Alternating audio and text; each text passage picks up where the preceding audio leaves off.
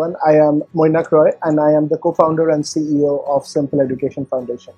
At Simple Education Foundation, we are committed to empowering children in building a better tomorrow for themselves and for everyone around them.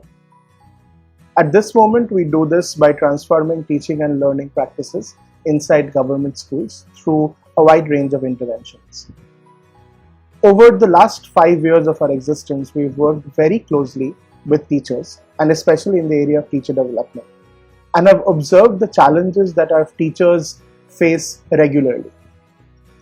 It is hence heartening to see the National Education Policy of 2020 lay a strong emphasis on teachers and teacher education, and also keep the idea of making teachers and faculty members as the heart of the education system embedded in one of its principles. For a country that was built on the shoulders of teachers and built by teachers, the last few decades have definitely seen a strong deterioration in the way we've treated our teachers. At SEF, we can only hope that the National Education Policy paves the path for teaching to become aspirational again, and for the right reasons. The National Education Policy lays down an extremely ambitious vision to restructure and realign almost every aspect of a teacher's journey, beginning from teacher education in colleges and universities to teacher recruitment, and from there to in-service teacher training and incentives and growth opportunities for our teachers, some of which is being implemented for the first time in the country.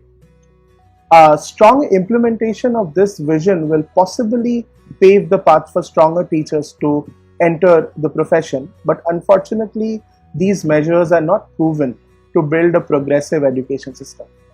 There are multiple other aspects that teachers need to be supported with for that to happen. However, today I'm not going to talk about what the NEP talks about the new teachers who are going to come in.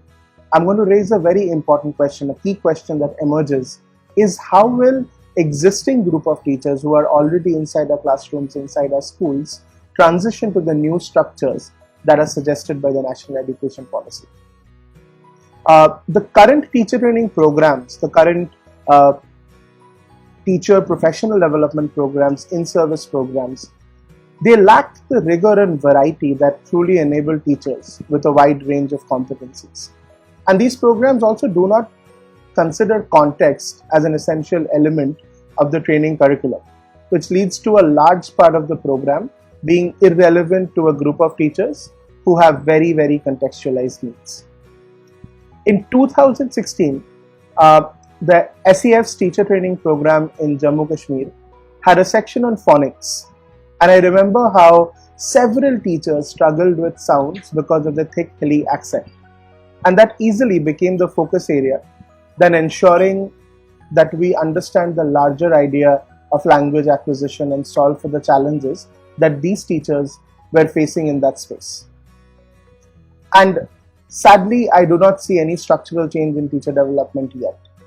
Our teachers continue to receive standardized and non-personalized training material and a push to finish courses online, which several of them easily do without learning anything new or useful. Our experience in Jammu Kashmir made us step back and relook at our teacher development philosophy. And we redesigned everything to ground ourselves on the primary pillars of context, personalization, and practice. Keeping the context at the center is the fundamental idea of designing for the reality of the teachers. Personalization is ensuring that every teacher receives what they need at that moment and what will create the largest shifts inside their classrooms. And thirdly, the idea of practice to ensure that our teachers have support in executing the tools, skills, and competencies that they have learned with us. This is often the differentiator between a program that works and a program that does not. At SEF, we do this through weekly observations, debriefs, model lessons, and co-teaching sessions. And we've observed some encouraging shifts in the public education, in our public school educators. I believe that to support our teachers in transitioning to the new ideas of the national education policy, or in equipping them with the modern tools and competencies we need. An in-service teacher training program that is grounded in context, personalization, and practice. Thank you. Thank you for giving me this opportunity to share our thoughts on national education policy. Samait Shala works primarily with mainstream budget private schools in Ahmedabad towards implementation of NCRT's recommendation on inclusive education practices as laid down in its document, including children with special needs at primary stage. We work with teachers and school leaders to build capacity and awareness on inclusive classroom practices. In my understanding, a good policy reform document has a direction on three components: a document with great exemplar promises, a roadmap or timeline to implementation, and evaluation criteria for success of fulfilling those promises. I believe the current document has at least fulfilled the first one about exemplar promises. This document has failed to put down its vision for an inclusive India by 2030 or even by 2047 by ignoring critical importance to be given to the 9 million teachers who are existing in the system currently. The document completely misses out to have a good balance between pre-service and in-service training for teachers. I would like to shed some light on the section 5 about teacher from the lens of private schools, particularly on the component of continuous professional development. The NEP mentions a great recommendation on about minimum of 50 hours of capacity building for teachers and school leaders on the respective units, which is better than the 20 hours of work that was mentioned in RTE 10 years back. Now let's look at some of the key challenges a private school faces in regards to teacher development.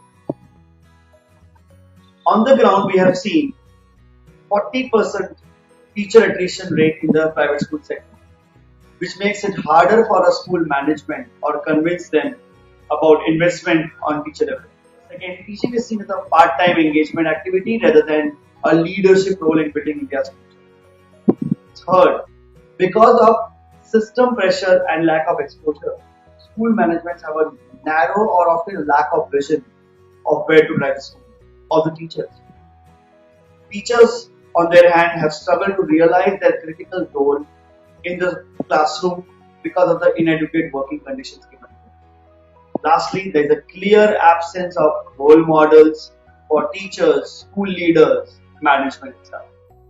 However, in this dark room, there is a bit of light and hope that we see, which we have seen for partner school working in the last few years. A couple of the first practices like taking steps for teacher efforts recognition constantly in the school system, designing a strong annual academic calendar in advance to guide the whole school and drive them forward, investing on good curriculum practices so that the teachers can deliver effectively in the classroom, inviting experts and NGOs for upskilling and experience.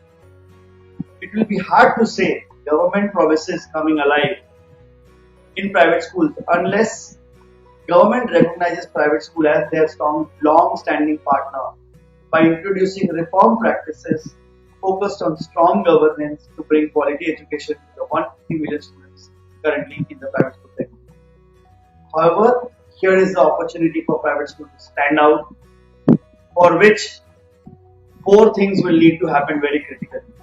Firstly, private sector management will need to introduce effective systems and processes in the school for continuous professional development both for teachers and school leaders, thereby making employment in the school aspirational and not wait actually for the government indication to implement such amazing practices. Second, define clear outcomes for teacher training and development in the school. Third, school leaders will need to become not motivators but inspiration for their teachers. And lastly, teachers in private school will need to take charge of their own learning and upskilling from here on. We can safely expect a big wave for the need of blended learning coming ahead.